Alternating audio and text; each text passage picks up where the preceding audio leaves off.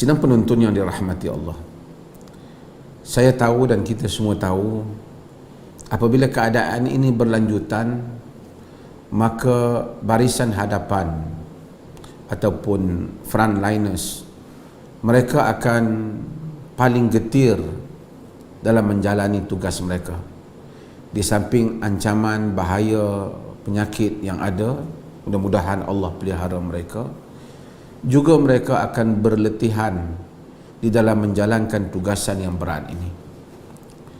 Saya ingin mengajak semua, terutama golongan daripada barisan hadapan yang terdiri daripada staf, pegawai, pengamal perubatan, termasuklah juga angkatan tentera, polis dan semuanya, mengingati satu kisah Umar bin Khattab radhiyallahu anhu. Sayyidina Umar bin Khattab pada zaman beliau menjadi khalifah, apabila keadaan ekonomi ataupun keadaan pendapatan rakyat, khususnya golongan-golongan di pendalaman Badui sukar, mereka itu datang ke Madinah mengharapkan mereka mendapat bantuan daripada kerajaan, iaitu pada Umar bin Khattab, pimpinan Amirul Mukminin. Suatu malam ketika Umar bin Khattab berjalan, dia melihat ada satu khemah seorang Badui bersama dengan isterinya yang sarat, hendak bersalin ataupun melahirkan anak. Dia bertanya pada lelaki itu, untuk apa kau datang ke sini? Mereka tak kenal. Pada zaman itu tidak ada Facebook, tak ada berita, tidak ada TV yang mana manusia boleh kenal. Mereka tahu nama Umar bin Khattab, tapi mereka tak tahu wajahnya. Dia menyatakan, kami datang untuk menjadi tetamu, datang untuk mendampingi, datang ke Madinah supaya dapat menjadi wufud, perwakilan yang akan dilayan oleh Umar bin Khattab kerana mereka kekurangan makanan. Umar bin Khattab tanya, kamu berapa orang? Mereka kata dia dan isterinya saja. Dan Umar bin Khattab melihat isterinya sedang sarat dan ingin melahirkan anak. Umar bin Khattab pulang ke rumahnya. Saya nak ringkaskan cerita. Ia pulang ke rumahnya. Salah seorang isteri Umar bin Khattab ialah Ummu Kalthum, yang merupakan anak Ali bin Abi Talib, anak perempuan Ali bin Abi Talib. Kata Umar bin Khattab kepada isterinya, ya ibnatul akramin, wahai anak orang yang mulia-mulia, hal laki fi khairin saqallahu laki. Saya ingin mengambil perkataan ini yang mungkin memberi semangat kepada kita. Wahai isteriku, wahai anak orang yang mulia-mulia, hal laki fi khairin saqahullahu laki. Adakah engkau mahu suatu kebaikan yang Allah Subhanahu wa taala bawa ia kepadamu? Maksud Umar ialah, isterinya bertanya, ada tentang apa? Dia menyatakan ada wanita yang hendak bersalin, tak ada siapa untuk menguruskannya, aku harap engkau dapat menolongnya. Saya mengambil perkataan yang disebut oleh Umar ni, dan saya pernah sebut dalam banyak kuliah saya, bahawa inilah sebagai satu perkataan yang mencabar kita. Hal laki fi khairin saqahu Allahu ilaiki aw saqahu Allahu laki. Engkau mahu tak satu kebaikan yang Allah bawa kepada engkau? Itulah tawaran yang Umar bin Khattab sebut kepada isterinya ketika nak mengajak isterinya menolong hamba Allah wanita itu yang akan melahirkan anak. Kita di dalam hidup ini juga demikian. Kadang-kadang Allah Subhanahu wa taala membawa peluang-peluang kepada kita untuk melakukan kebaikan. Seperti para doktor dalam keadaan sekarang. Juga mereka yang berada di staf, para pengurus, pegawai, jururawat dan semua mereka yang terlibat di hospital pada waktu ini. Tidak kira daripada apa bangsa dan agama pun. Allah Subhanahu wa taala bagaikan menawar kepada mereka kebaikan, untuk memberikan kepada mereka satu pahala yang besar. Kepada golongan ahli-ahli perubatan, khususnya doktor, kita naklah mereka pun tahu bahawasanya untuk memperolehi ilmu kedoktoran sehingga memperolehi sijil dalam bidang perubatan itu bukanlah sesuatu yang mudah.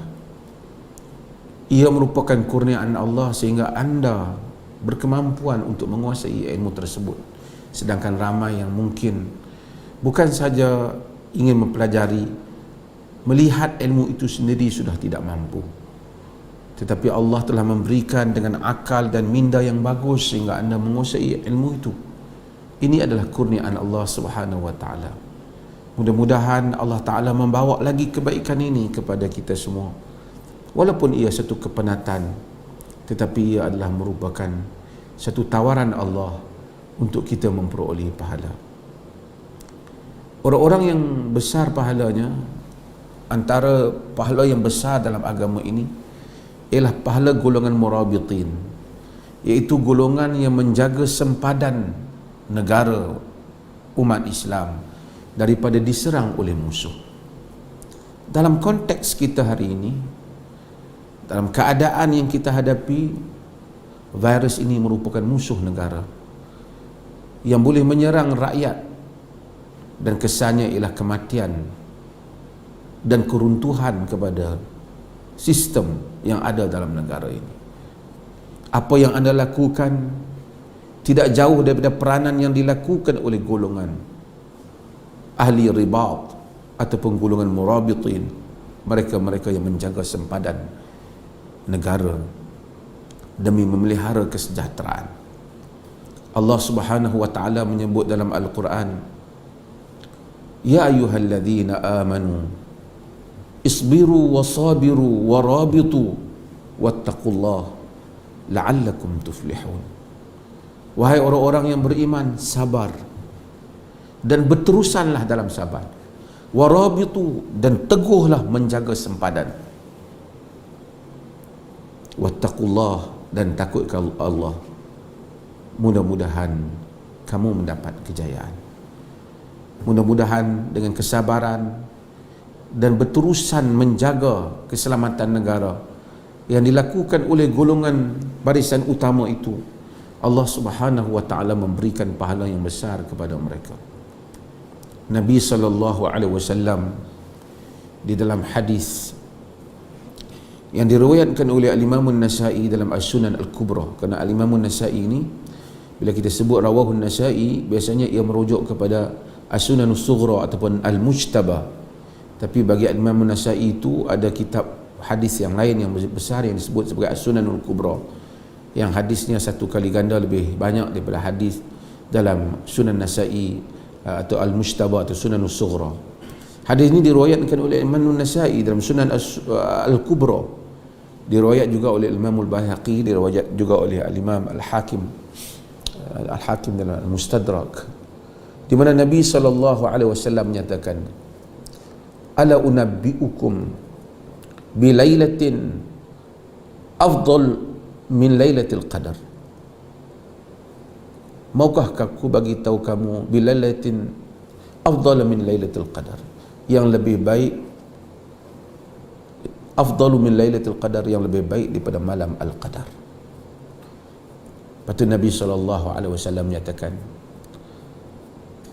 malam yang lebih baik daripada malam al-qadar, yang pahalanya 1000 malam itu, pahalanya 1000 bulan itu, khairun min alfi syahr, pahalanya lebih baik daripada 1000 bulan itu.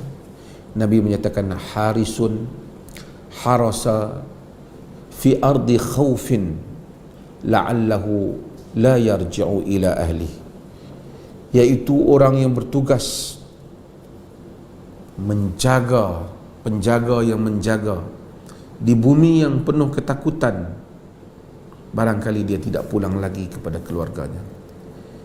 Ini mungkin tidaklah sepenuhnya konteks itu kadang-kadang berlaku kepada mereka yang bertugas di hospital dalam keadaan ini, tetapi realiti itu sebahagiannya ataupun seluruhannya kadang-kala berlaku, di mana tugasan mereka itu mungkin tidak, mereka tidak berpanas seperti mana berada di sempadan, tetapi mereka menghadapi ancaman ketakutan, wabak dan seumpamanya yang boleh mengancam diri mereka. Mudah-mudahan Allah Subhanahu wa taala merahmati mereka semua.